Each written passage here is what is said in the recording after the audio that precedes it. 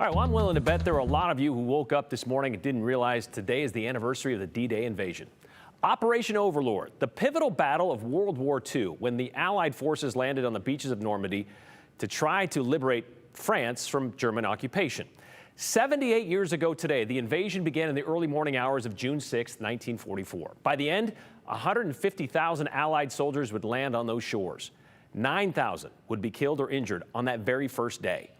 The surprise attack is still the largest amphibious invasion in history. The naval component of that attack was known as Operation Neptune, with 5,000 vessels making their way across the English Channel. And making sure they had a clear path, well, they were the minesweepers, the first ones through to make sure there weren't any German mines in the water to take down any of the ships. On this day, 78 years ago, Boise's Robert Haga was one of those minesweepers. He was there in the middle of it all, and even he woke up this morning not realizing what today was. I mean, he's 96. He still has got a lot of other things going on to occupy his time, so you can understand. Bob was born and raised in Roanoke, Virginia, and only moved to Boise about a decade ago to be closer to family. But back in January of 1944, the day after he turned 18, Bob signed up for the Navy because, as he told us today, he wanted to kill Hitler. But also, and mostly because, like a lot of World War II veterans, he just wanted to do his part. Well, less than 6 months later, Bob was a yeoman second class assigned to the USS Chickadee, not knowing what lay ahead other than the Atlantic Ocean. They didn't tell me anything, just that I was going to be assigned a ship and get on a ship and sail toward England because the Germans had France. We wanted to get over there and sweep the English Channel. That morning, did you know that this was going to be the start of the end? No, I did not. We were sweeping in front of Normandy, and they stopped us because the fog was there and the cliff was there. We could see the German soldiers walking along the top of the cliff. Then the fog lifted and the invasion was on. We had front row seats to see all of the action and dead soldiers all over the floor, and we were trying to rescue as many as we could, but most of them were dead. The LCIs were loaded with infantry, and of course, once the ramp went down, they shot off, and a lot of them, of course, drowned, and I still have that in my memory. Bob has more vivid memories of what happened the day before. His ship, the Chickadee, was one of 11 sweepers clearing the channel before the fleet arrived.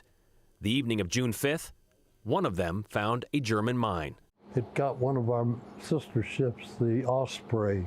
It hit the ship near the ammunition storage. The Osprey sunk, and 6 crewmen lost their lives, considered the first casualties of the D-Day invasion. We took on survivors from that, but it was burning, and when we were trying to lift them up to the ship, the skin would come off, and it was one of the worst memories that I have. These memories are still pretty fresh for you, aren't they? Yes, they are.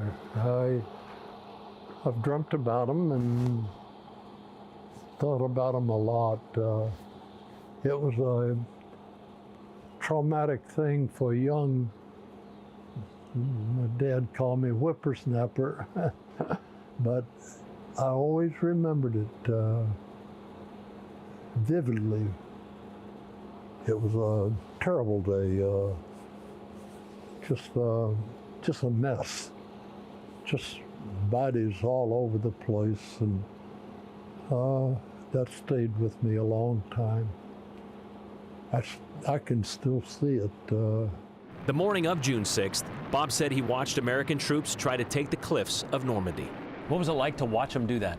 Oh, awful, awful. My heart was in my throat, and I'm sure everybody on board the ships that saw that could see that. When you woke up this morning, did you know what day it was today?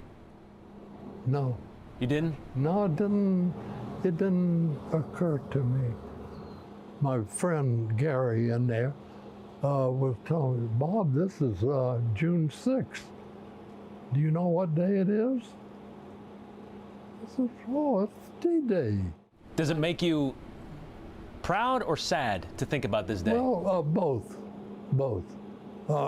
Proud that we won, but sad that it cost so many lives. A feeling that still weighed on him 70 years later. I went back over to Normandy, and there were crosses as far as you could see in every direction up on top. It was the largest graveyard that I've ever seen. Do you like telling your D-Day story? Yes, I love it. I think people your age should know something about D-Day and that the war, not particularly minesweeping or anything, but the whole ball of wax, to have that knowledge of it.